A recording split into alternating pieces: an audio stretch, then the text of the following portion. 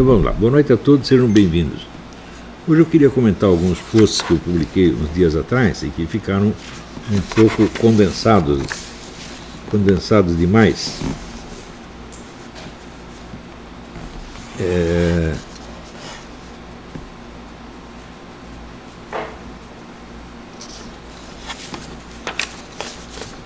Eu queria também, de passagem, observar aqui este canalha vagabundo sem vergonha chamado pastor Caio Fábio.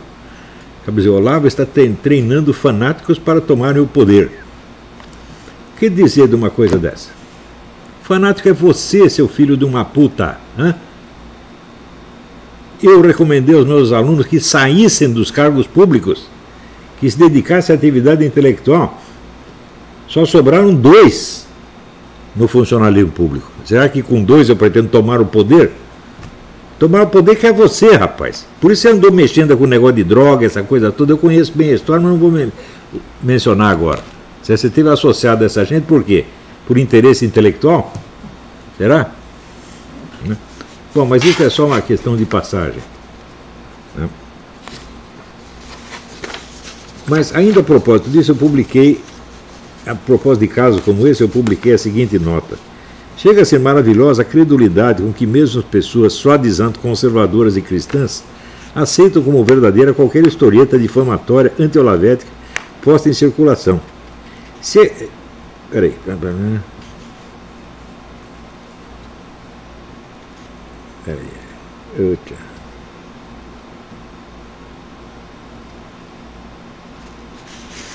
Eles nunca se lembram, eles tomam essas historietas como premissas de conclusões que eles tiram a respeito do que eles imaginam que seja o meu pensamento.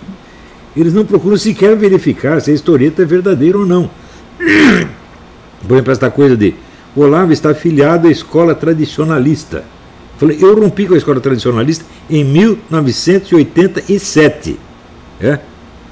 Isso aí vai fazer o quê? 3 décadas. Eu rompi de maneira belicosa. Eles chegaram a mover um processo contra mim, perderam o processo, evidentemente, e foi a partir daí que eu tomei essa decisão de que nunca mais iria aceitar nenhum guru. Até lá eu tomava, vamos dizer, a escola tradicionalista como uma referência, não necessariamente como uma crença minha, porque a escola tradicionalista é esoterismo, ela não é uma religião, meu Deus do céu. Ela não está vinculada a esta ou aquela religião. Ela é a proposta de você encontrar um sentido mais profundo, tá certo? Nos textos religiosos e nas práticas religiosas do que você pode alcançar na mera prática exotérica.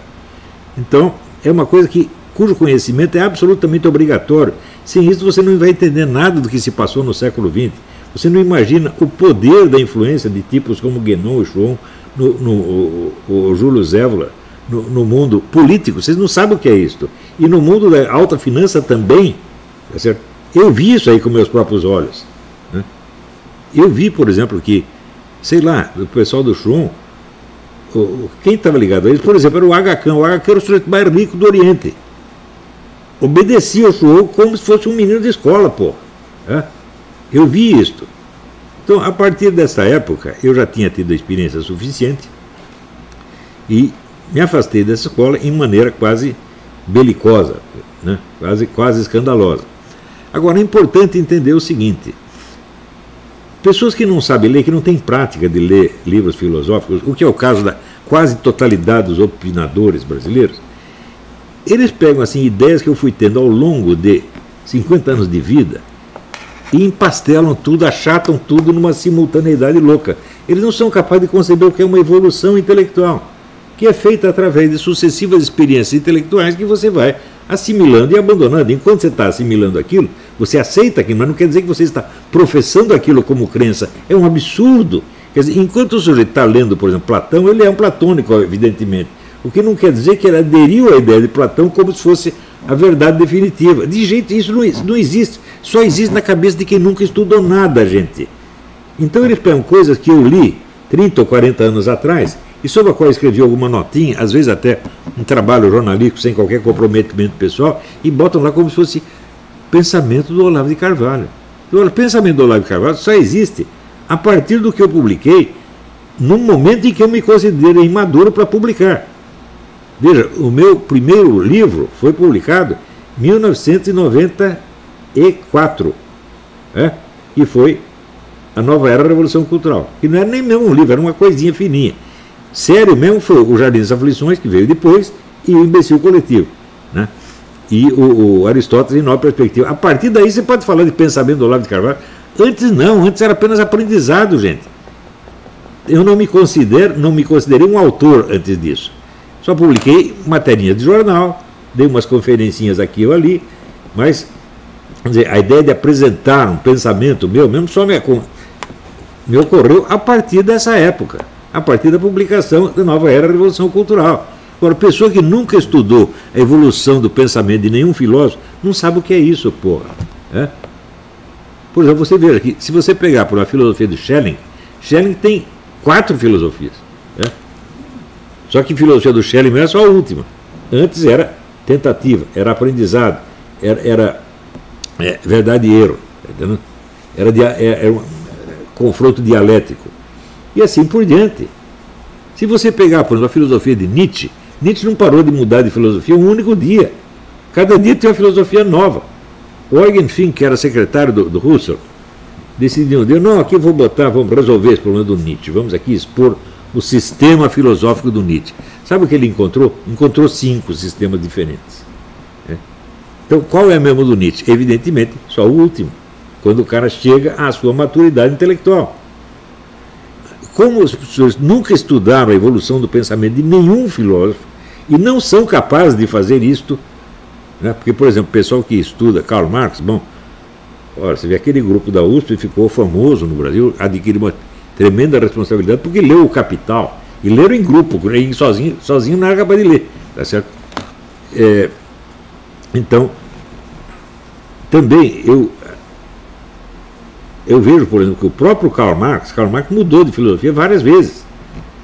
Existe um problema seríssimo, você não se sabe se aqueles primeiros chamados manuscritos econômicos filosóficos de 1844 são parte integrante da filosofia de Karl Marx, ou foi uma etapa abandonada. Até hoje não se sabe isto. Tem gente que, se você pegar, por exemplo, Henri Lefebvre, acreditava numa evolução, por assim dizer, homogênea do pensamento de Karl Marx. O Luiz Althusser disse, não, houve uma ruptura total. Ele abandonou aquele humanismo do começo e adotou outra coisa completamente diferente. No estudo de todo filósofo tem essas coisas, meu Deus, mas do Olavo de Carvalho não. O pensamento do Olavo de Carvalho contém igualmente, de maneira plana, tudo o que ele falou na vida. Eu não tive uma evolução intelectual, mas é um negócio fantástico, eu nasci feito. Quer dizer, até qualquer porcaria que eu escrevi na revista Planeta, a revista Planeta não era séria, gente, porra. Qualquer coisa que eu escrevi na revista Planeta se integra agora no pensamento do Olavo de Carvalho. Não tem até este merda desse Júlio Sonzero, que diz que eu sou um discípulo do Évola. Eu nunca levei o Évola a sério na minha vida. Admito o talento, um homem de um talento extraordinário, só que era doido, esse é o problema do Évola, porra. O Évola queria acabar com a Igreja Católica e restaurar o Império Romano. O que você acha da ideia? Não é uma ideia de jirico? Claro que é. O Évola começou como pintor dadaísta, porra. Ele nunca deixou de ser dadaísta de algum modo. Eu nunca levei o Évola a sério, nem um único dia. Reconheci o talento dele. Por exemplo, o livro dele, A Tradição Hermética, é um livro maravilhosamente escrito e que mostra um conhecimento histórico da alquimia monumental. Mas ele vai usar tudo isso como etapa argumentativa do seu sistema, que é a restauração do Império Romano. Outra coisa, ele pega a doutrina das castas, a doutrina hindu das castas, e inverte. Para ele, a casta superior é a casta militar. E a casta sacerdotal está embaixo. Por quê? Porque ele gostava de mostrar que era machão. E ele dizia, o militar é machão. E os padres são tudo feminino. Então o machão tem que estar em cima. E, pô, meu Deus do céu! O Évola é um cara que não era louco, mas não apenas era louco, mas ele enlouquecia os outros. Tem o meu falecido amigo Inácio da Silva Teles, adorava o Évola. Não sei se era um seguidor, mas tinha uma admiração muito grande. E quando ele foi para a Itália, ele quis conhecer o Museu Évola, que é a casa onde o Évola tinha morado. E daí, a experiência deixou ele tão doido que ele teve um problema de soluços. Ele Tinha as crises de soluço que duravam uma semana, ele morreu disso. Vou contar para vocês o que aconteceu. Ele chegou para mim e disse: eu telefonei para a casa do Évola e sabe quem atendeu? O Évola, o qual estava morto fazia 5 anos. Né? Saiu a morte, foi noticiado na Itália inteira, o inteiro foi um montão de gente, mas ele telefonou para a casa do Évola. O que ele está falando? É o Júlio Zévola. E ele disse: daí eu fui lá, conversei com o Júlio Zévola. Até hoje eu não sei o que aconteceu, mas que o meu amigo ficou semi-doido, ficou. Então o Évola era assim, ele passou anos escrevendo coisas sobre magia. Né? Ele era não apenas um esotérico, mas era um bruxo. E toda essa gente que lida com isso é tudo doido, gente. Pode ser. Muitos são de um talento extraordinário. E quem é que pode negar o talento extraordinário do Gurdjieff? O Gurdjieff era um gênio. Só que tudo que ele escreveu é loucura. Ele, no livro dele, que é Encontro com Homens Notáveis, ele no capítulo 2 ele inventa o modo perpétuo, gente. O que você quer?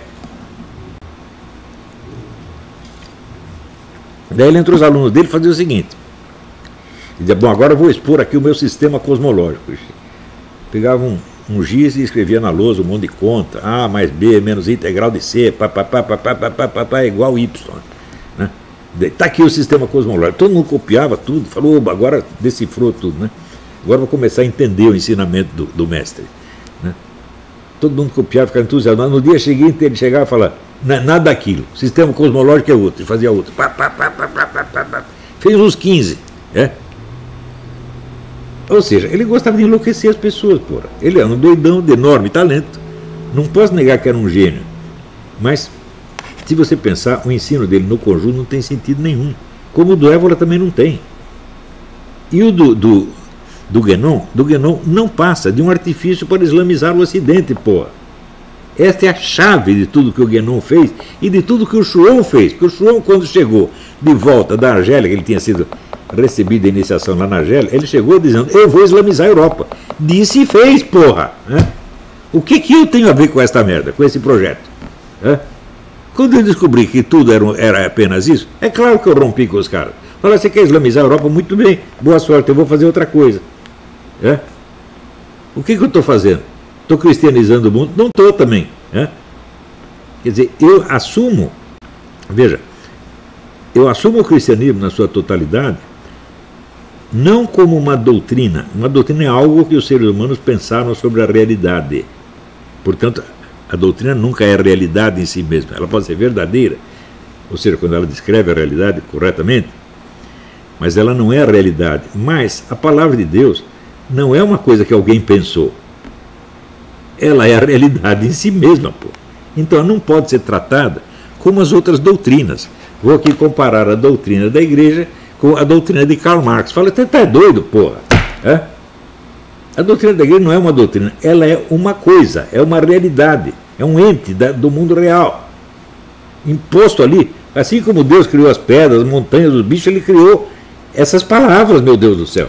Então você não pode tratá-las como se fosse uma doutrina, uma filosofia. Não pode ser assim. Ela é parte da realidade. Por isso que eu já falei 1000 vezes, os 10 mandamentos não são uma série de deveres, são uma série de realidades. Quando Deus diz amar a Deus sobre todas as coisas, ele não está dizendo que você deve amar a Deus sobre todas as coisas. Ele está falando que você ama a Deus sobre todas as coisas, porque se você não ama a Deus, você não ama mais nada. Você está entendendo? O amor a Deus determina todos os outros amores que você tem. E é Ele que infunde realidade no seu amor. É difícil entender isso? Portanto, isso não é propriamente um mandamento. Ele está dizendo como as coisas são, não como elas devem fazer. Deus, por acaso, fez um mundo ideal para você viver? Não, Ele fez um mundo real. E tudo que Ele diz é constituído do mundo real. Então, a palavra revelada tem que ser tratada de uma maneira totalmente diferente daquela que você trata todas as demais doutrinas. Você tem que tomá-la como coisa, não como ideia. Está entendendo? Então, é claro que existe doutrina também. Doutrina é o quê? As palavras dos teólogos, as interpretações que os santos dão para o Evangelho. Aí é doutrina. Mas as próprias palavras de Deus não são doutrina, elas são realidade. Quando eu digo que elas são realidade, não estou querendo dizer que elas são apenas verdadeiras. Uma doutrina humana pode ser verdadeira. Você pega, por exemplo, sei lá, a aritmética elementar foi criada por seres humanos, é tudo verdadeiro ali. Né? Então, não é quando eu digo aquela realidade, eu estou querendo dizer que ela é constitutiva do próprio universo e não das nossas ideias.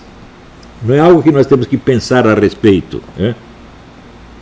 Ela faz parte, não dos nossos pensamentos, mas das coisas, do universo das coisas e seres, está entendendo? O dia que eu entendi isso, eu vi assim que a maior parte das pessoas religiosas não tem a menor ideia disso. Então elas aderiam à palavra de Deus como poderiam aderir, sei lá, as ideias de Karl Marx ou de Augusto Comte, como se fosse uma doutrina. Eu falei, está errado.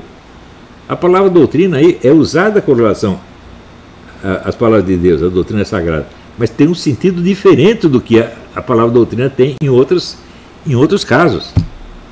Então, sei lá, tem que inventar uma outra palavra, mas eu não gosto da palavra doutrina. Doutrina é uma coisa que um ser humano ensina para outro ser humano. Né?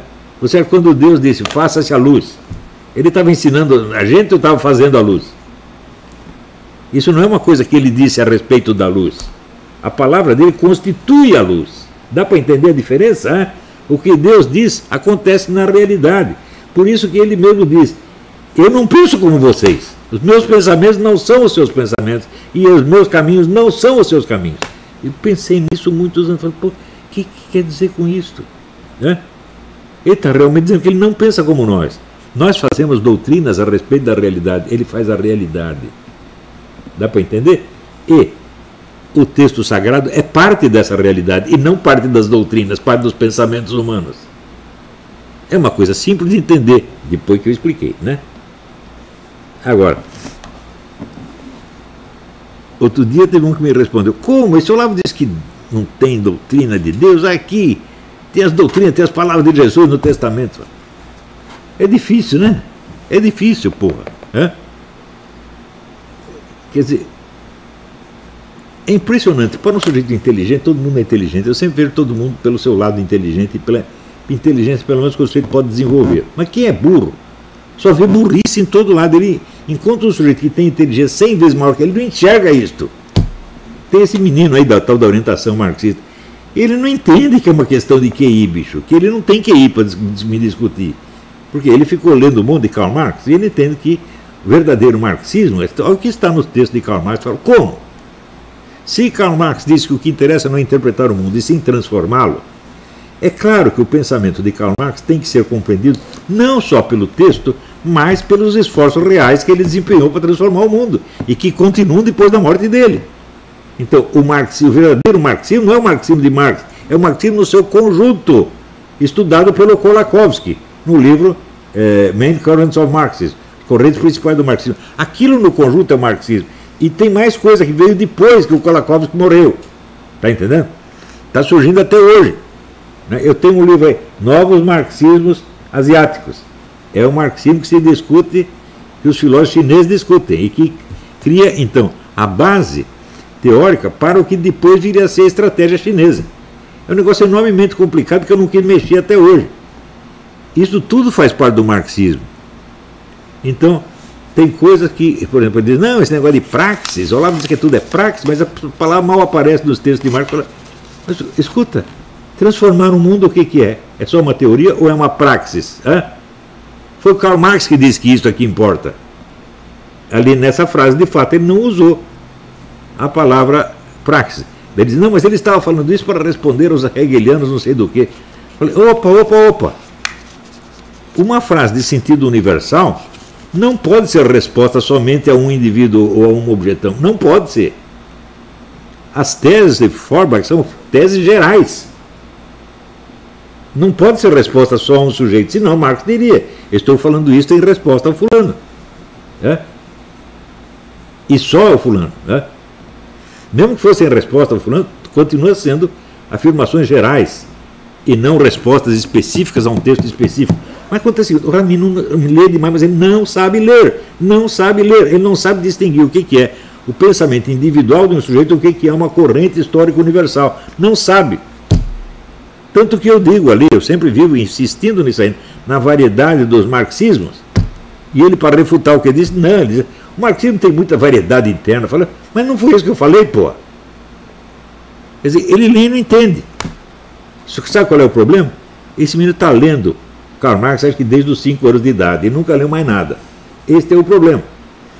Agora, eu sei, e todo mundo sabe, no fundo, que a verdade só surge do confronto de hipóteses. Ciência é confronto de hipóteses, gente. Ciência não é uma doutrina unilinear que parte de certas premissas e vai tirando conclusões. Não é assim. Ciência são várias linhas de conclusões que se confrontam. E das quais você pode tirar uma espécie de conclusão das conclusões. Geralmente essa conclusão das conclusões continua sendo problemática e pode ser discutida ainda. Então, isto quer dizer que o conhecimento da realidade é eminentemente problemático sempre. Não tem doutrina definitiva a respeito de coisa nenhuma. Não tem a doutrina de Deus, mas é o tal negócio. Não é uma doutrina, é a própria realidade. Portanto, eu te dou aqui os 10 mandamentos e te dou aqui uma pedra. Você entender os 10 mandamentos é tão difícil quanto você entender a pedra. Porque os 10 mandamentos são uma coisa da realidade. A pedra vem com o seu significado explícito? Não vem. Os 10 mandamentos também não, meu filho. O simples fato quando você fala, Pai nosso que está... Opa, pai, peraí, que negócio é esse de pai? Por exemplo, no mundo islâmico, a palavra chamar Deus de pai é considerado ofensivo. Mas no fundo é ofensivo, sim.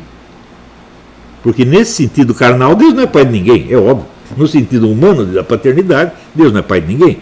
Quer dizer, ele pode fazer uma analogia. Deus é pai de Jesus, assim como o sol é pai do raio de sol. É uma analogia. Apenas uma analogia. Portanto, peraí. Eita.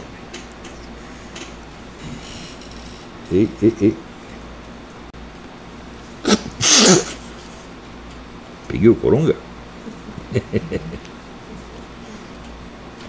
Então, é apenas uma analogia. Então, nós, lendo o texto sacro, nós não criamos milhares de analogias para nos aproximar de um sentido ideal que nós não podemos alcançar.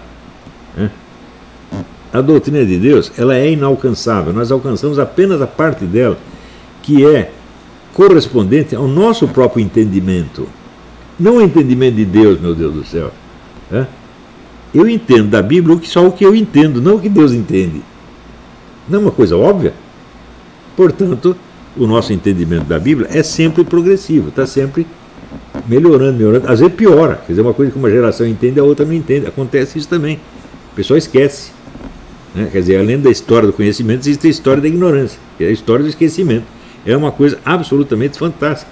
Eu li isso num livro do Jean Fourastier faz muito tempo, e isso teve uma influência sobre mim fantástica. Eu entendi que a história do esquecimento é tão importante quanto a história do conhecimento. E quando comecei a estudar as coisas por esse lado, eu observei, por exemplo, como certos debates eles perdem de vista o seu objeto com uma facilidade impressionante. E daí viram uma tempestade de besteira que não acaba mais. Por exemplo, eu me interessei muito por astrologia e acompanhei o imenso debate astrológico do século XX. As pessoas que falam a respeito nunca leram nada desse debate. Sabe que é zero. Então não tem ideia da complexidade do debate e do alto nível das pessoas que se meteram com isso. Acham assim que, sei lá, a astrologia é negócio da Zora Ionara e outros tipos. Como é que chama aquele que falava Ligue Já? Como é o nome do Ligue Já? Do Walter Mercado, etc. Eles acham isso. Meu Deus do céu. Bom, daí eu notei que em todo o debate astrológico do século XX, que era riquíssimo, de alto nível, etc., ninguém tinha notado a diferença entre o que é o problema das influências astrais em si mesmas e o que é o problema da técnica astrológica. Essa pessoa pergunta, a astrologia funciona? Eu falo para essa pergunta vem em segundo lugar. Em primeiro lugar, você tem que saber se existe alguma relação entre os fenômenos astrais e os fenômenos terrestres. Caso ela exista, aí teremos de perguntar se o que os astrólogos dizem a respeito é verdadeiro ou falso. Mas você não pode responder esta pergunta e ter respondido a primeira. Então eu vi que um século de debate tinha perdido o rumo completamente. Né? E que, portanto, a questão da astrologia ainda estava em aberto, ninguém sabia por nenhum a respeito. Né? Agora, o pessoal noticia assim, o Olavo é o astrólogo guru do Bolsonaro. Quer dizer, é coisa de criança imbecil. Tá vendo? Mas todos eles fazem isso o tempo todo. O Olavo está usando a astrologia para criar fanáticos, etc. Meu Deus do céu, isso é uma coisa de tão baixo nível que não dá para discutir. Né? Então, aparece aí Júlio Sonzero, Henri Bucetalho, gente falando besteira, assim, que no fundo ninguém liga, mas o pessoal usa uma ou outra expressão, né, só para fazer difamação, só para isso. Quer dizer, não há um debate sério a respeito das ideias do Olavo de Carvalho. Por quê? Porque não há pessoas qualificadas para isso. No Brasil acadêmico inteiro, não há pessoas qualificadas para discutir o meu pensamento. Eu não tenho nenhum, a não ser os meus próprios alunos. Isso é uma situação situação intelectual tão escandalosa, que os autores da situação, os criadores da situação, eles se envergonham de si mesmo e tentam se esconder. Então não vão entrar na discussão comigo de jeito nenhum, vão apenas xingar, vão combater um Olavo imaginário que eles mesmos criaram e que está à altura do entendimento deles. Gente, isto é a miséria do Brasil. Né? E isto é mais importante para o destino do Brasil do que toda a política econômica, política agrícola, política bancária, previdenciária. O pessoal não entende. O pessoal tem do Brasil, da história do Brasil, uma concepção meramente administrativa, meu Deus do céu. Não passa de administrativa e contábil. Eles acham que o país realmente se faz com essas coisas, hein? Não é um negócio fantástico? Quer dizer, tem uma concepção contábil do Brasil. Não vai passar disso. Ora, não tem nenhum país no mundo cuja discussão interna seja de nível tão baixo. Não tem nenhum. Se você pegar dos nossos ministros, por exemplo, o mais inteligente deles, que é o Paulo Guedes, a concepção dele já não é contábil, é econômica, então um pouquinho acima. Mas se perguntar para ele os componentes psicológicos da sociedade brasileira, ele jamais os estudou. Né? Porque isso só vai aparecer na documentação cultural existente. Na literatura, nas artes, né? Nas práticas de ensino, na moral doméstica. Que no Brasil, eu só vi um livro sobre a moral doméstica, escrito pela Mary Del Priore, que no concurso da Fundação Joaquim Nabuco, eu estava no júri, eu dei o prêmio para ela, por causa do livro História das Crianças no Brasil. O único livro que eu vi sobre a educação doméstica brasileira. Você quer uma coisa mais importante para a formação do país do que a educação doméstica? Aquilo que a mãe meteu na cabeça das criancinhas vai ficar para sempre. A influência do professor é bem mais superficial. Então, para entender um país, meu filho, você tem que começar por entender a educação doméstica. Deu para entender? Agora, você pega lá o nosso ministro da Educação. O que o senhor leu sobre a educação doméstica brasileira? Nada, nunca. Pronto, acabou. Você está entendendo? Então, botamos lá um economista, ele vai distribuir melhor o dinheiro do ministério, vai dar dinheiro para um monte de gente, ficar todo mundo contente e dizer que era um grande ministro. É assim, pô.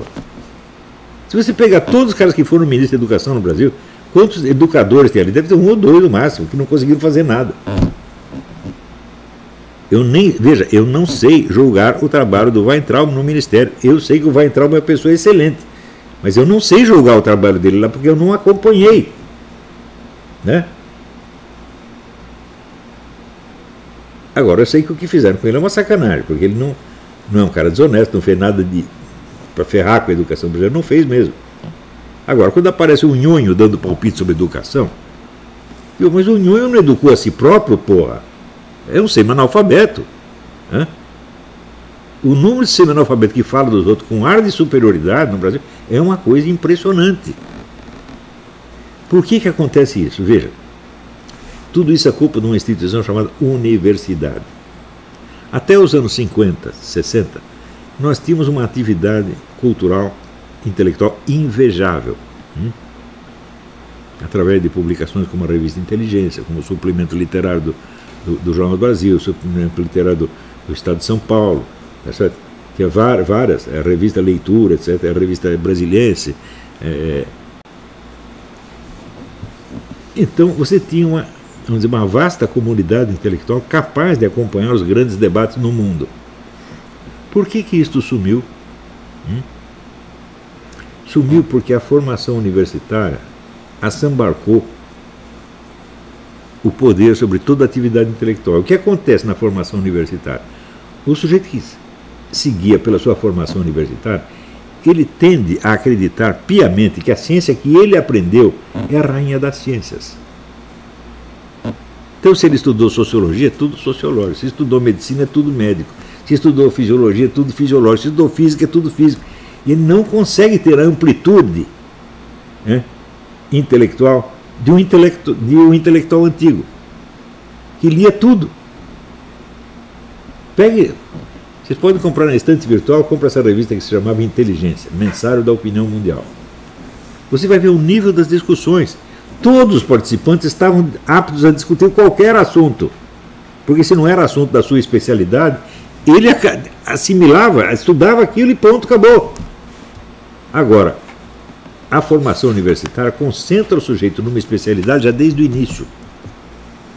E ele nunca vai conseguir sair dos limites daquilo. Só que acontece o seguinte: alguma realidade, por mínima que seja, pode ser abarcada por alguma ciência em especial? Resposta: não, nenhuma. Nenhuma realidade está ao alcance de nenhuma ciência em especial. Porque o objeto da ciência em especial é um objeto abstrativo, não é um objeto real. Não é um objeto da experiência real. Ele é um recorte abstrativo feito para enfocar desse objeto os aspectos que correspondem aos métodos desta ciência. E a mais nada. E se você fizer um monte de enfoques desse tipo, e depois, agora vamos fazer a interdisciplina, não dá. Por quê? Porque você perdeu já o senso da experiência real. Agora, você juntando várias experiências científicas, você vai compor um objeto real? Não, não vai. Então, é o que falava o Edmundo Husserl. Existe o mundo da vida, o Lebenswelt. Antigamente, a discussão intelectual se dava em torno do Lebenswelt, a experiência real dos seres humanos reais. Agora não, você pega várias experiências recortadas por ciências especiais e quer juntá-las para formar uma coisa. É a mesma coisa que você cortar vários pedaços do ser humano, corta o braço de um, a cabeça do outro, o dedão do pé do terceiro e junta para criar você criou um Frankenstein. Então a vida intelectual virou um Frankenstein, gente. Por quê? A divisão das disciplinas acadêmicas não corresponde à divisão das partes e aspectos do mundo real. E essa divisão? A divisão é apenas um conjunto de departamentos. Aqui tem o departamento de física, ali tem o departamento de matemática, aqui tem o departamento de música. Somando tudo isso, não cria um mundo real. Ao contrário, tudo isso nasce do mundo real e não pode abarcá-lo. Então toda essa gente teria que entender que por baixo, e na verdade por cima da sua cultura universitária, existe a cultura geral do intelectual, que é a formação do intelectual para os debates públicos, meu Deus do céu, onde ele tem que estar aberto a conhecimento de todas as proveniências, não só da ciência universitária. Tem que pegar conhecimento que vem do folclore, que vem da opinião pública, que vem das crendices. Tem que pegar tudo. Você tem que pegar até as teorias loucas, gente. Quer dizer, o cara que está na universidade, ele acredita que ele domina o assunto. Então, quando aparece uma ideia esquisita, ele já rejeita, porque, isso é crendice, é teoria da conspiração. Como é que você sabe, meu Deus do céu? Quantas ideias não surgiram como teoria da conspiração e depois se confirmaram? A minha própria ideia, o negócio do Foro de São Paulo. Todo mundo dizendo, não, é teoria da conspiração, que não existe. Quem ganhou a briga fui eu, porque eu estava dizendo a verdade, eles estavam mentindo. Eu estava falando de dados do mundo real, inclusive da minha experiência pessoal. E eles estavam falando do quê? Do recorte das suas ciências em particular, como aquele merdinha do Paulo Roberto de Almeida. Não, esse negócio de globalismo não existe, isso é teoria da conspiração. E agora ele vai dizer a mesma coisa? Agora que o poder globalista já se mostrou com toda a sua feiura, depois desse negócio do Coronga, está vendo? Entende por que eu acerto as minhas previsões e a comunidade acadêmica e jornalística inteira erra? Eles não têm mais ideia do que é o estudo, do que é a cultura, da cultura pessoal, eles não têm mais essa ideia. Isso se perdeu graças a esta porcaria de instituição chamada universidade. A universidade, obviamente, não foi feita para isto, mas no momento em que o conjunto dos estudos começa a se modelar segundo uma estrutura da autoridade intelectual, acabou. A cultura só pode ir para dentro onde não há autoridade intelectual. Onde a autoridade intelectual é simplesmente a respeitabilidade de um indivíduo, não a sentença baixada por uma comunidade, meu Deus do céu. Então, toda época você tem os intelectuais mais poderosos da época, mais talentosos, tá certo? Esses são uma autoridade intelectual, mas não no sentido em que um departamento universitário é. O departamento universitário pode demitir você. O escritor que você admira pode te demitir? Não pode. Então ele influencia pelo poder da sua personalidade e da sua palavra, e não pela sua autoridade burocrática profissional. Está entendendo? Na hora que a autoridade burocrática profissional começa a predominar sobre o talento real, acabou a vida intelectual, gente. E isso é o que acontece no Brasil. Está cheio de gente diplomada e só tem analfabeto. Quantos caras tem no Brasil para discutir comigo? Não tem mais, porra. E você acha que eu gosto disso? Os caras dizem, você é o maior filósofo brasileiro. Grande merda ser o maior filósofo brasileiro. Não tem outro. Estou concorrendo só comigo mesmo. Não... É uma superioridade, mas não tem mérito. Ser o maior filósofo de um país que não tem filósofo, grande porcaria. Quem estava certo era minha avó, que me chamou de sobrevivente. Morreu todo mundo, sobrou eu. Eu conheci os últimos sobreviventes da grande intelectualidade brasileira. Eu conheci, inclusive era gente de várias orientações ideológicas diferentes.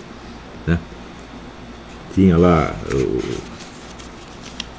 Paulo Mercadante, que era um conservador católico, tinha lá o Jacó Goreda, que era o comunistão, o Nabor Carlos de Brito, que era outro comunistão. Tinha um monte de gente. Podia haver um diálogo entre eles, por quê? Eles tinham o mesmo repertório de conhecimentos, que não pertencia a nenhuma especialidade universitária. Eles não estavam presos a uma especialidade universitária. Eles eram intelectuais, não professor universitário. Professor universitário é o contrário do intelectual, gente. Estão entendendo? Se você estuda, por exemplo, a França é um bom exemplo de país onde houve a discussão intelectual muito rica ao longo das épocas e que não acabou ainda. A discussão intelectual na França hoje ainda é riquíssima. Por quê? Não está ligada, vamos dizer, a nenhum regulamento universitário. Você pega aí, por exemplo, tem um sujeito chamado Eric Zemmour, ele tem umas ideias estranhas, mas ele tem cultura, todos os assuntos do dia ele está informado.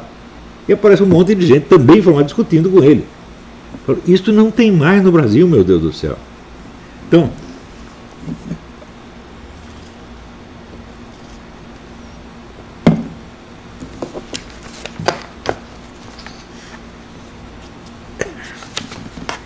este é o grande problema brasileiro. Você entendeu? Agora, e esses generais? São todos analfabetos em matéria de ciência política e, sobretudo, de guerra cultural. Eles não entendem nada deste negócio. Então eles criaram esse negócio. Não, veja, que o pessoal da escola sem partido ajudou a fazer essa monstruosa cagada.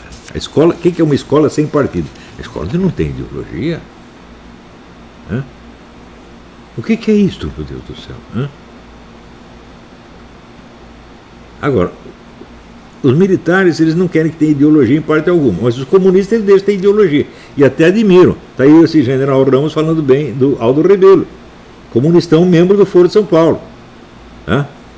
Então ele só admite duas hipóteses. Ou você é comunista ou você é neutro. Dito de outro modo, você pode lutar pelo comunismo, mas não pode lutar contra ele. para quem você está dando a vitória, com quem você está colaborando. Esses generais todos estão colaborando com o comunismo, com o Foro de São Paulo, porra! É preciso ser muito inteligente para perceber isso. Todo neutralista quer impor a neutralidade ideológica, é isso que ele está fazendo. Contra uma ideologia, só outra ideologia, meu Deus do céu. O que é ideologia? É um conjunto de razões em favor de uma determinada política. Essas razões podem ser contraditórias entre si, não tem importância. Quer dizer, várias pessoas podem ser a favor de uma coisa ou contra ela por razões completamente diferentes. Né? Você pega, por exemplo, você está contra o comunismo? Bom, você pode ser contra o comunismo porque você é conservador cristão, porque você é liberal, porque você é judeu, porque você é muçulmano, está entendendo? Porque você é fascista, ou porque você é antifascista e assim por diante. Estão entendendo? Então, toda essa possibilidade de argumentos contra e a favor, vindo de fontes diferentes, que não se articulam partidariamente, isso é que é a vida do debate cultural, gente. No Brasil isso não existe mais. Só tem duas possibilidades, ou você é do Foro de São Paulo, ou você não é contra o Foro de São Paulo. Isso não foi imposto por generais, gente. Generais nos quais a população confiava, como se fossem salvadores da pátria. Não são salvadores da pátria, são traidores da pátria. Eles estão a favor do Foro, estão facilitando tudo para o Foro de São Paulo. Quem não percebe? Se só tem duas hipóteses, ou está a favor do comunista ou é neutro, então ninguém pode ser anticomunista. Ou ideologia anticomunista, qualquer ideologia anticomunista passa a ser fascista, criminosa, etc, etc. E os generais estão fazendo isso. Agora, a hora que o STF decide, né, pegar aí o general Heleno, todo mundo fica ofendidinho porque o general Heleno merece, todos eles merecem. Eles fizeram o poder do STF. Eles criaram essa doutrina horrorosa do neutralismo, que tapa a boca de quem é anticomunista, mas não tapa a boca de comunista nenhum. Você vai lá no general Ramos, ele acha que, sei lá, o Aldo Rebelo é um grande homem, mas e o Olavo de Carvalho? O Olavo de Carvalho é só um filho da puta. Pronto. Extremista. Vê esse Caio Fábio, esse ridículo Caio Fábio, que antigamente já me tratou bem, quando me interessou ele veio puxar meu saco. Incrível, Tem um amigo meu que era amigo dele, também disse, não, você tem que conversar com Caio Fábio. Um dia conversei, nunca falei mal dele. De repente o homem aparece com essa história, está criando fanáticos para tomar o poder. Eu falo, como tomar o poder? Os meus alunos estão dando curso, estão fazendo jornalismo, não estão disputando cargo público, não estão disputando o poder. A nossa esfera de atuação é cultural, meu Deus do céu. Claro que se o sujeito quiser muito ser funcionário público, eu não vou conseguir detê-lo. Ele vai chegar lá, mas só ficou 2. Pensa que eles estão muito contentes de estar no governo? Não estão. Pensa que eles têm muita influência no governo? Não tem. Pensa que eu os estou orientando quanto à política de governo? Não, não estou. Nunca dei orientação nenhuma de porra nenhuma. Mas no Brasil é o seguinte, todo mundo quer um emprego público, por quê? Porque falta dinheiro para as pessoas, os generais estão ganhando pouco, então precisa de um emprego público, precisa ser presidente de uma estatal, precisa ser diretor não sei o quê, para melhorar o orçamento doméstico dele. É só isso que vira todo esse pessoal fardado que o presidente colocou nos cargos públicos, foi para quê? Só para melhorar o orçamento doméstico dele, porque eles não vão apoiá-lo na sua luta ideológica de jeito nenhum. São todos traidores, sem uma única exceção. O menos traidor é o Heleno, mas ele também porque ele também aceita essa porcaria neutralista. Ele não percebe que com isso ele dá toda a liberdade para os comunistas e amarra a mão dos anticomunistas. Portanto, é o quê? Colaboracionista. É o que esses caras fardados todos são. Eu não os respeito mais. Eu já escrevi muita coisa a favor deles, mas era outra geração de generais, gente. Ainda havia gente de valor naquela época. Hoje eu não vejo mais nenhum. São todos assim. Porque, veja, o Bolsonaro é um excelente administrador da coisa pública. Esse negócio que ele fez lá no Rio São Francisco, que todo mundo está 50 anos prometendo fazer, ele vai lá e faz. Isso é a prova de que ele está resolvendo muito problema na esfera econômica, agrícola, de obras públicas. Tudo isso, ele é excelente administrador, mas ele desistiu da luta ideológica que era, no início, o objetivo da sua vida política. Ele disse isso. No jantar que teve aqui na Embaixada, ele disse, o objetivo da minha vida era a luta contra o comunismo. Já deixou de ser, gente. Ele nada está fazendo contra o comunismo e nada está fazendo para proteger os presos políticos que se tornaram presos políticos por apoiá-lo. Ou seja, ele está sendo de uma ingratidão monstruosa. Ele não diz uma palavra em favor disso, porque tem medo dos generais. Eu digo, mas se você percebeu que os generais são traidores, diga isso! Seja homem! Não fique, nossas gloriosas Forças Armadas. Pô, para com isto! Não precisa sair falando mal, mas pelo menos não puxa o saco de quem você sabe que são traidores. Não se avilte. Se o Bolsonaro não se corrigir nisso aí, ele, que foi o presidente mais amado de todos os tempos, vai se tornar o mais odiado, ou pelo menos o mais desprezado. Ele está correndo um risco enorme. Se ele não tomar nenhuma atitude em favor dos presos políticos, a carreira dele vai acabar. Não pense que com obras públicas, tá certo? Você vai vencer o comunismo. Ao contrário, você vai entregar obras públicas prontas para o comunismo administrar. Que foi o que todos os presidentes brasileiros sempre fizeram. Faz lindas obras públicas, etc., e entrega o poder para os comunistas. É isso que fez Jânio Quadros fez isso, Kubitschek fez isso, todos fizeram, Getúlio Vargas. Então, veja, obras públicas não são armas na luta cultural. Não são. Elas são coisas que você é obrigado a fazer, tanto num regime quanto no outro. Se tem algum regime que dispense as obras públicas e não precise? Não tem. Portanto, se você vai ver, sei lá, Franklin Roosevelt fez um monte de obras públicas, já Stalin também fez, e Hitler também fez. Portanto, as obras públicas são ideologicamente neutras. Portanto, elas não determinam quem vai ter o poder, gente. O problema ideológico é esse, a luta ideológica é quem vai ter o poder. Agora, aqui abrimos um rio, etc. Isso vai te dar o poder, meu filho? Não, você vai dar o rio para quem tiver o poder. Quando Juscelino fez Brasília, quem ficou com Brasília? Os comunistas. Foi para eles que ele fez? Não, mas ele não entendia. Ele estava criando a capital ideal comunista. Ele não sabia. Juscelino não tem a menor cultura ideológica. Era um bobão. Se você pensar bem, era um bobão. Quis ficar famoso com a construção da cidade, ficou. Agora, a cidade é o modelo ideal da capital de uma ditadura.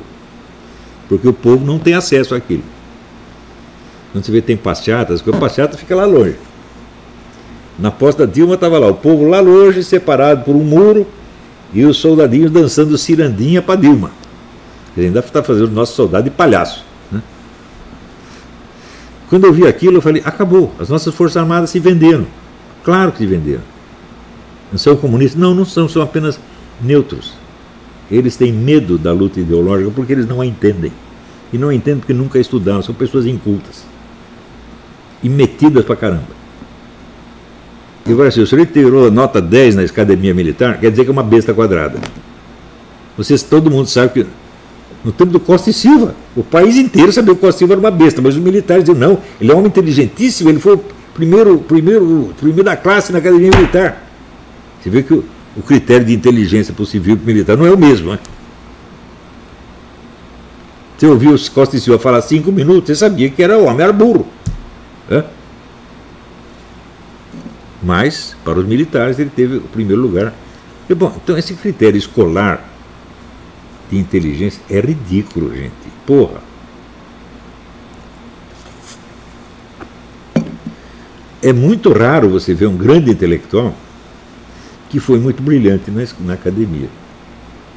Em geral, não são. Você pega o Einstein. O Einstein tirava as piores notas. Por quê? Porque o gênio individual não se enquadra em nenhum sistema de ensino. É muito simples. Ele não pode ser circunscrito pelas exigências acadêmicas. O que o gênio está tentando fazer é uma coisa que na escola ninguém está tentando fazer. Ou você vai dizer que o Einstein aprendeu a teoria da relatividade na escola? Não, a escola não tinha nada a ver com aquilo. Está entendendo? A escola ensinava a fazer o quê? O que os outros estavam aprendendo a fazer. Só que não era isso que ele estava fazendo. Quando você vê, por exemplo, sei lá, a história dos grandes gênios da música, Eles não eram tão notáveis assim nos seus conservatórios, nas suas academias de música. Por quê? Porque a música que eles tinham na cabeça não era a mesma que os professores estavam ensinando. O pessoal às vezes não entendia o que eles estavam fazendo. Você veja, Wagner e Verdi tiveram a mesma ideia. Eles não queriam fazer ópera, eles queriam fazer drama musical. Qual é a diferença? A ópera é uma sequência de trechos musicais entremeados por aplausos da plateia. O drama musical é uma história e se desenrola como um romance, como uma peça de teatro do começo, meio e fim. E essa era a ideia, e eles fizeram isso aí, só que o pessoal não entendia. No início ninguém entendia. Custou para o pessoal levar a sério Verdi e Wagner. Por quê? Porque a concepção deles era muito diferente do que o que eles estavam fazendo não era o que os outros queriam que eles fizessem. E é sempre assim, pô. Então isso significa o seguinte: currículo escolar não quer dizer nada, gente. Você sabe perfeitamente que eu não tenho diploma nenhum de universidade, não tenho nem quero, sempre desprezei essa porcaria. Porque o que eu quis fazer é o que nenhum professor universitário sabia fazer. E nenhum fez. Mas eu fiz e deu certo. Eu tenho que ser julgado pelo que eu quis fazer, não pelo que eles quiseram fazer. Na verdade, eles não queriam fazer nada, queriam apenas ter um salário, e tem. Deu para entender, gente? Então é isso. Daqui a pouco nós voltamos com a pergunta. Tá?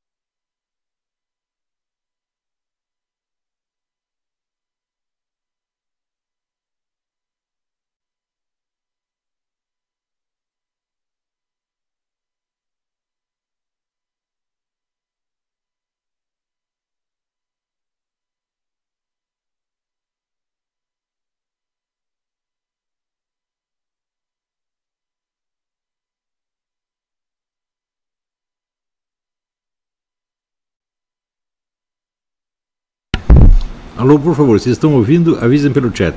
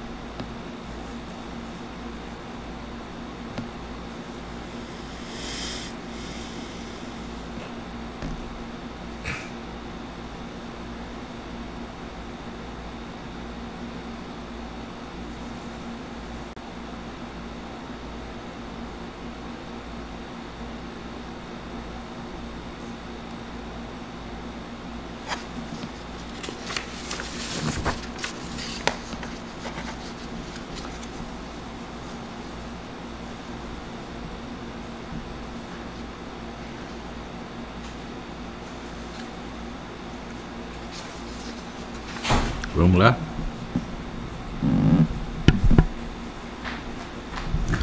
Então vamos lá. Então aqui tem várias perguntas interessantes. Uma dessa aqui, Antônio Pavese Neto. Não, Marcos Herkenhoff. Teria Marx a noção do que poderia se tornar o marxismo nos nossos dias e teria ele repulsa por alguma das correntes atuais, com certeza seria impossível que ele aprovasse igualmente todas as inúmeras correntes que foram surgindo do seu próprio pensamento. Mas isso não elimina o fato de que ele é responsável por todas elas. Quer dizer, ele não inaugurou uma filosofia, gente, ele inaugurou um movimento político de alcance mundial. Na verdade, o comunismo é o único movimento político mundial. Isso é importantíssimo. Não existe nenhum outro movimento que tenha alcance mundial. Nem o movimento fascista chegou a ter. Quer dizer, o fascismo já foi, vamos dizer, já tinha países fascistas lutando entre si desde o início. O Brasil não estava na guerra contra os alemães e italianos, estava. A Áustria também. A Áustria tinha um governo fascista antinazista, que era o do Dollfuss, né? Então você nunca houve uma internacional fascista, nem é possível haver. Né? Mas no comunismo é possível esta convivência de correntes antagônicas dentro de uma mesma estratégia. Isso é um negócio assim prodigioso. Então, esse movimento existe já há mais de um século e meio. E é o único movimento de envergadura mundial. Karl Marx criou isto.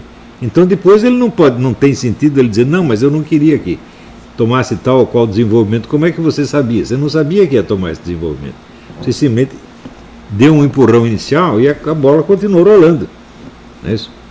Mas ele mesmo disse que se o importante não é você interpretar o mundo e sim transformá-lo, e note bem que antes disso ele já tinha proposto a crítica radical de tudo quanto existe. Pensa bem o que quer dizer essa noção. Essa noção coloca o homem acima do universo.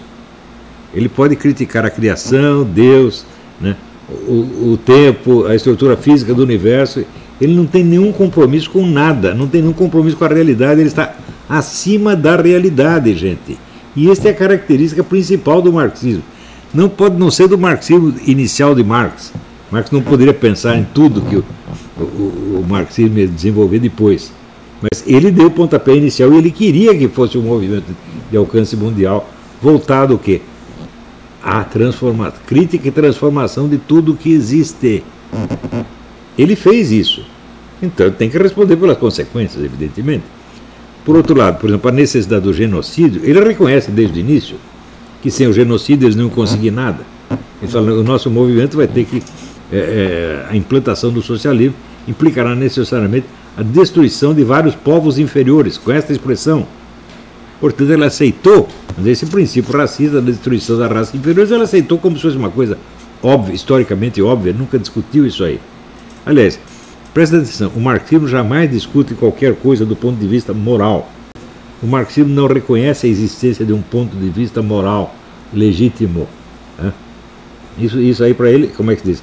Faz parte do dualismo burguês. É o dualismo burguês que separa o ser e o dever ser. Dentro do marxismo, essas duas coisas fazem parte da dialética. Né? Então, o dever ser se integra no ser. E o ser contém em si próprio um aspecto de dever ser. Quer dizer, o pensamento marxista é muito mais sutil do que as pessoas imaginam. Né? E, sobretudo, essas aparentes dicotomias, o marxismo tem a sua própria maneira de resolvê-las. Bom, vamos lá. Tem aqui uma outra pergunta, quer ver? Henrique Nogueira. Ao estudar um autor, seja de filosofia ou de outra ciência, é necessário sempre seguir a ordem dos trabalhos publicados pelo autor? Não, não é necessário você seguir essa ordem na leitura, mas é necessário que você jamais perca de vista a cronologia real dos trabalhos. Você tem que saber o que veio antes e o que veio depois. E você tem que observar as transformações que foi havendo no pensamento do filósofo. Senão você não vai entender, senão você vai enxergar tudo como se fosse um estereótipo, uma forma ideal platônica, inventada, projetada no espaço. Isso não existe. Quer dizer, nenhum filósofo nasce assim no paraíso, ele nasce na Terra. Portanto, nasce no tempo histórico. E é normal que na vida dele ele passe por todas as transformações que um ser humano passa. Uns mais, outros menos. Não é isso? E frequentemente elementos que são muito importantes desde o início, você tem que ver se eles permaneceram ou se mudaram. Né? Por exemplo, eu acredito ter descoberto nos escritos do Kant um propósito revolucionário mundial, no início, no qual ele não volta a falar, mas ele não desmente aquilo em parte alguma. Então, eu suponho que este objetivo continuava no fundo de tudo que ele fez. Você tem que entender a filosofia kantiana como um projeto de mundo. E quando você observa como o mundo ocidental se transformou, desde aquela época até hoje, você vê que se transformou muito no sentido kantiano. Quer dizer, muitas ideias kantianas se tornaram senso comum e estruturaram o ensino, o Estado, as legislações, etc, etc. Por isso que eu chamei o Kant de pai da porcaria. Né? Em geral, a pessoa imagina o Kant como um sujeito bonzinho, idealista, não era como o malvado Karl Marx. Mas ele tinha um projeto mundial tanto quanto Karl Marx. E ele obteve mais sucesso do que Karl Marx. Porque mesmo dentro do mundo comunista, a influência do Kant está lá presente. Quer dizer, o marxismo não deixa de ser, sob certos aspectos, não todos, um filhote do Kant. Né? Também um outro aqui pergunta...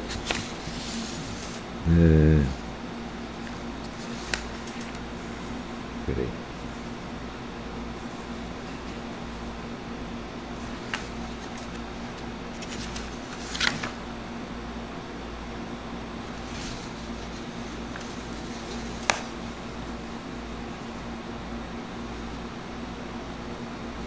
Felipe Vitorino, o senhor poderia dar alguns conselhos para quem quer absorver a obra do senhor em profundidade e aprimorá-la? Bom, eu sei que isto é um problema, porque em toda a interpretação, todo estudo aprofundado da obra de um filósofo, você tem que levar em conta o estado do material que ele legou. Tá certo? E o que eu leguei, 80% não é texto, a coisa foi simplesmente gravada e eu não tive nem tempo de transcrever. Não fiz assim porque queria. Assim porque era uma vida excepcionalmente agitada, cheia de acontecimentos. Eu digo que eu vivi 20 vidas numa só. Não me deu tempo de escrever. E eu não tenho velocidade de escrita como outros escritores tinham. Eu escrevo as coisas devagar. Parece que não, mas escrevo devagar. Se for uma coisa comprida, então a coisa pode ser... Por exemplo, o Jardim das Aflições. Eu escrevi metade do Jardim das Aflições no primeiro dia. Depois levei 6 anos para completar o resto. Isso tudo pode acontecer, tá certo? Então você tem que ver o estado da minha obra. Eu reconheço que é caótico. Isso pode criar muito problema, mas isso não justifica que o sujeito atribua ao Olavo de Carvalho qualquer besteira que lhe passe pela cabeça. Ele tem que ir para o documento e ver a validade e a importância relativa do documento. Não é possível que o camarada pegue lá, sei lá, uma matéria da Planeta, tá certo? Veja, eu trabalho na Planeta como repórter da Planeta. Eu não era um escritor que de vez em quando contribuía para o Planeta. Não, eu estava vivendo daquilo. Tá certo? Então era um trabalho profissional jornalístico sem um comprometimento pessoal profundo. O jornalista não se compromete profundamente com o que ele escreve. Quer dizer, não é essa a ideia dele, a criação dele. Não é. É apenas um trabalho profissional como qualquer outro. Trabalho pessoal começa com a publicação dos livros. Aí sim. É isso. Mesmo assim, os primeiros livros que eu fiz, eu estava ali sob a orientação, eu estava escrevendo para ver se eu convencia o pessoal do Shuon a me deixar entrar na Tarica. Então eu tentava me mostrar bonzinho, obediente. Então eu escrevi muita coisa ali que é a ideia deles, não minha. Né? E depois eu fiz várias revisões daquilo. Né? Não quer dizer que seja tudo uma porcaria, mas não pode ser, o que está colocado naqueles livros não pode ser aceito, sem mais nem menos, sem reexame, como pensamento do Olavo de Carvalho. Não pode mesmo. Né? Então, a obra madura é o que eu escrevi a partir de 1993. A partir daí, sim. Né? O resto, não. Intelectualmente maduro, eu me considero estar maduro em 87, 88. Mas comecei a publicar obra madura a partir de 94. É isso? E eu admito que a minha própria evolução intelectual é muito complicada. Ela transcende infinitamente a cabeça de brasileiro. Você acha seriamente que Júlio Sonzero leu Júlio Zévola? É claro que não. É claro que não. Não tem capacidade para ler o Júlio Zévola. Muito mais para fazer a crítica do Júlio Zévola. Muito mais para ver se Júlio Zévola influenciou o Olavo de Carvalho em qualquer coisa. Para mim a coisa mais óbvia é o seguinte: o Júlio Zévola não influenciou nada nunca. Guénon influenciou, tá certo? Relativamente, tá certo? E depois foi submetido a um reexame. muito sério, muito severo, inclusive. Né? Por exemplo, eu quando estive na Romênia, eu notei que, em geral, os intelectuais europeus, da França, da Inglaterra, tinham muito menos conhecimento do René Guénon do que os romenos. Por quê? Porque os romenos foram alunos do Mircea Eliade. E Mircea Eliade dizia assim, você tem que ler o René Guénon todinho, mas não o cite jamais. Quer dizer, ele sabia que o René Guénon ia criar problema no establishment universitário. Hoje já não é assim. Hoje os departamentos de ciência religiosa na Europa, sobretudo na França, são todos guénonianos, todo mundo. Então o Guénon ganhou a briga. E outra coisa, a islamização do Ocidente está em franco progresso. Então ele e o Schwann estão ganhando a briga. Né?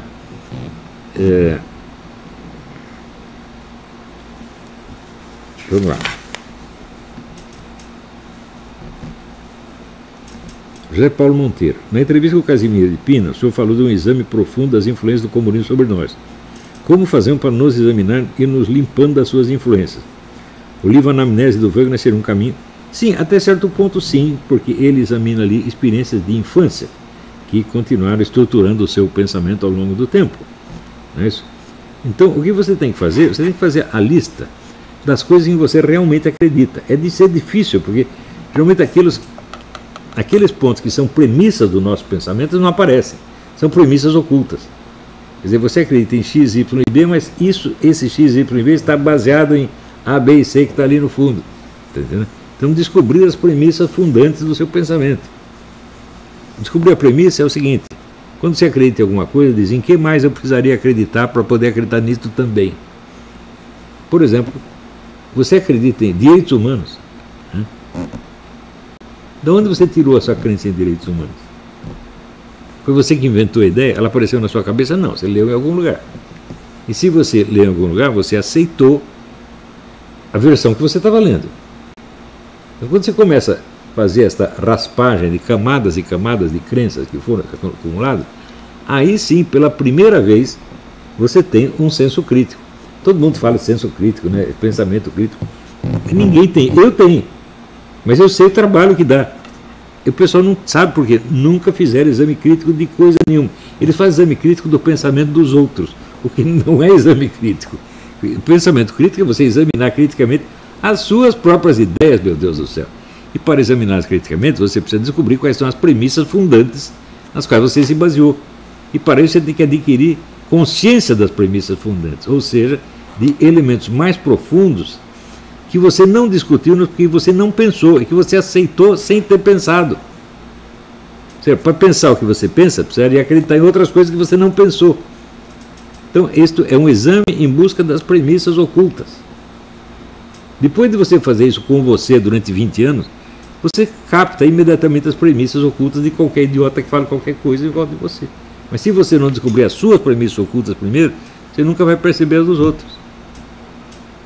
E note bem, premissas ocultas não é só uma questão de argumento. Aliás, eu detesto essa palavra argumento.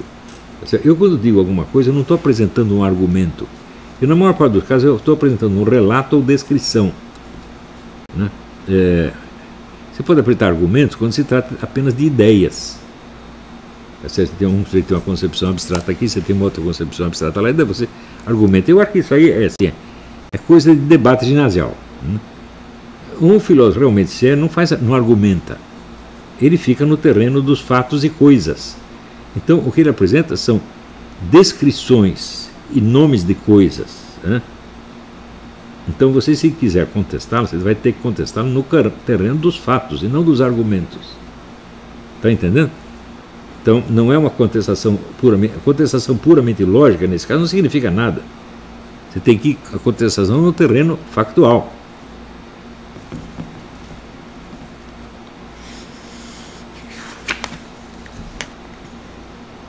Giovanni Pereira Mendonça. Atualmente o senhor está escrevendo algum livro?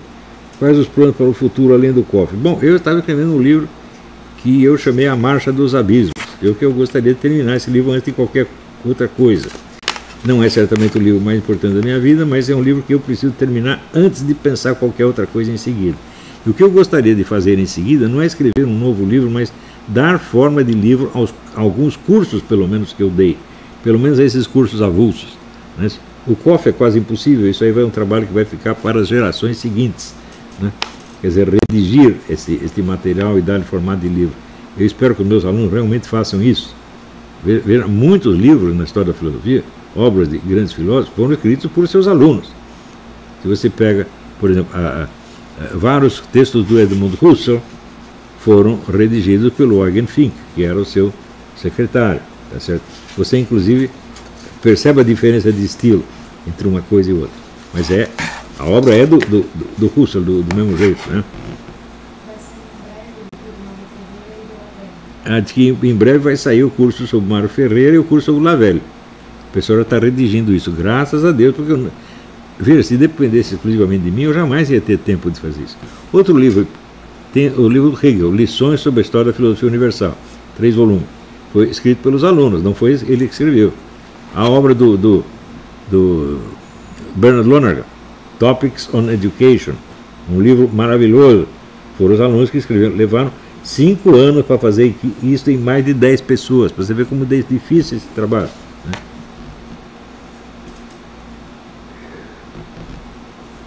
Giliard de Nascimento, quero saber quais livros se eu li para recuperar o tempo perdido. Muito bem, você já viu a lista dos livros que eu passo por aí? Todos esses livros são indispensáveis à formação de um intelectual de verdade, né?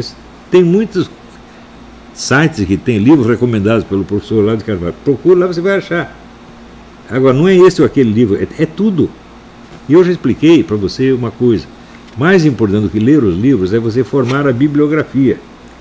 Ou seja, você ter ideia de onde historicamente estão esses livros. Com quem que o sujeito aprendeu, com quem que ele estava discutindo, não é isso? Então, é o que dizia o Benedetto Croce, para entender um filósofo, você precisa saber contra quem ele se levantou polemicamente. É verdade isso, mas basta isso? Não.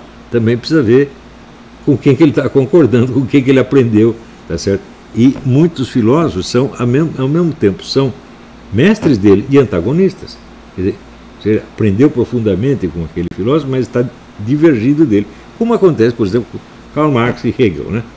Marx absorve muita coisa do Hegel e depois decide ficar contra em alguns pontos, né? E é difícil você saber criar uma fronteira nítida entre um e outro, não é isso? Então,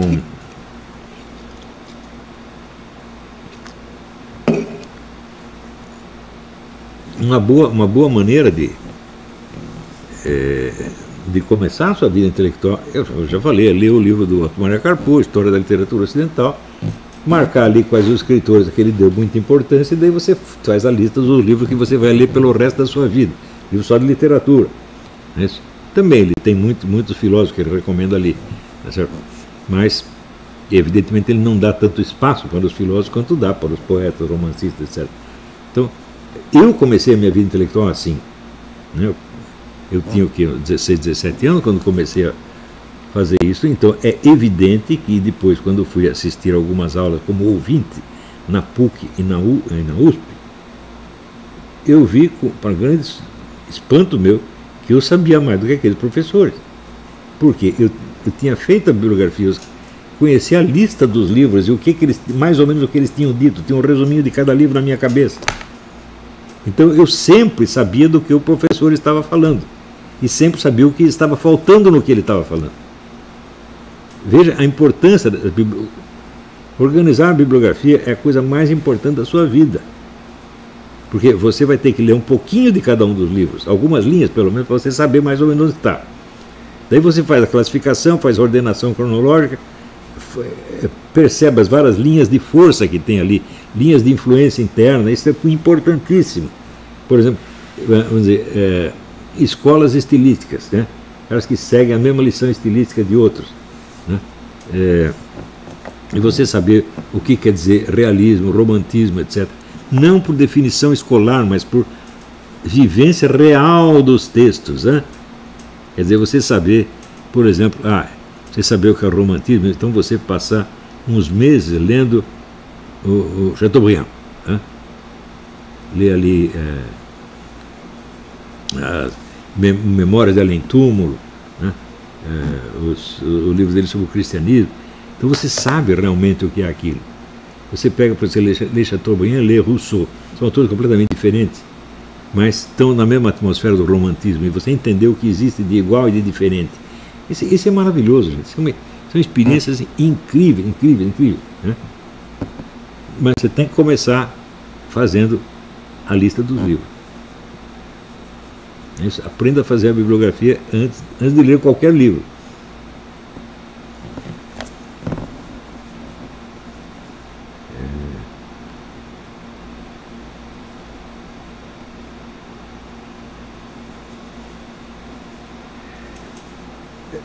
Nicolas Carvalho, se os militares são realmente pragmáticos, eles dizem ser, eles confundem pragmático com positivista. Essa gente está tudo na escola primária, pô. É impressionante. Então, eles não teriam que julgar as palavras e atos pelo resultado, em vez de se cristalizar no mesmo método que sempre falha. O senhor diz que Putin, por exemplo, é pragmático no sentido mais estrito. O Putin é 1 milhão de vezes mais pragmático do que eles, né? Agora, você consegue saber qual é a filosofia do Putin ou a do Dugin? Você não consegue. Né? Eles não têm uma fórmula. Eles se adaptam, eles mudam. Né? Eles são realmente pragmáticos e profundamente dialéticos. Né? Como é que um militar brasileiro vai entender isso, meu Deus do céu? Se vier o Dugin faz todos eles de trouxa, tá entendendo? Vai lá, toma as cuecas deles, eles nem percebem. Esse pessoal está muito abaixo de qualquer discussão. E muito abaixo dos cargos que estão ocupando. E não tem humildade, gente. Por quê? Você veja, essa celebração das Forças Armadas, os nossos heróis e não sei o quê. Bom, houve heróis no Exército Brasileiro, sem dúvida. Aqueles que foram para a Itália, os pracinhas foram heróis. Todos os depoimentos que eu li, o desempenho deles no campo de batalha era um negócio inteiramente absurdo, era coisa de uma coragem quase psicótica. Né? Os americanos, quer dizer, parece que esses caras eles acham que não vão morrer. Né? Eu li muita coisa sobre essa época. Quem se interessou por isso aí? Quer dizer, esse é um episódio realmente glorioso da nossa história, né?